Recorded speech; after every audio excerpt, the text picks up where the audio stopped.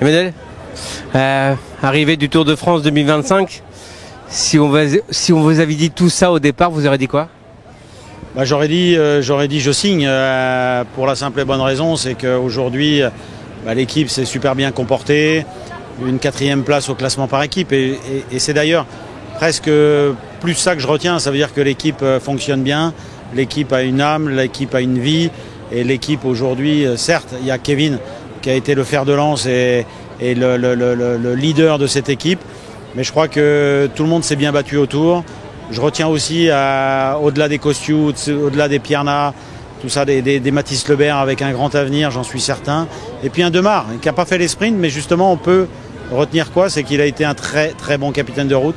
Et tout ce qu'on lui a demandé dans les étapes de sprint, c'est une évidence que ça ne pouvait pas aller au bout pour lui, pour penser qu'à lui au sprint. Et il a fait un super boulot dans les étapes de sprint, justement, pour placer son leader et son équipe.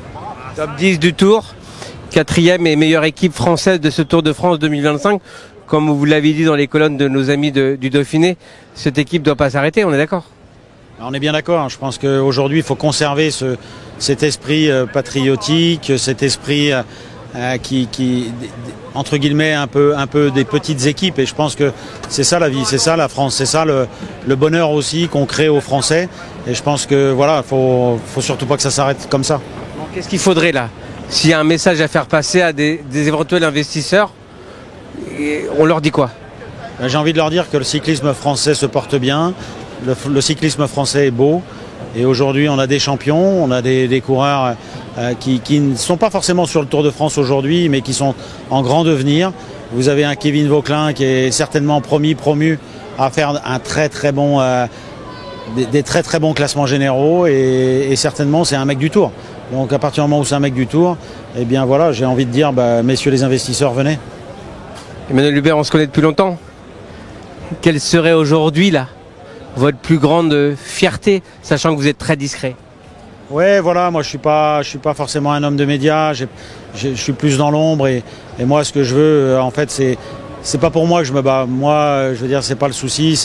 Le souci pour moi, il est journalier, il est sur le personnel et après les coureurs. Parce qu'il y a quand même 150 personnes qui sont au bout de cette chaîne. Je suis obligé de vous poser la question. Est-ce qu'il y a des chances aujourd'hui que ça continue? Je pense que oui, parce que moi je vois toujours le verre à moitié plein et non vide. Mais voilà, je suis aussi paysan de naissance.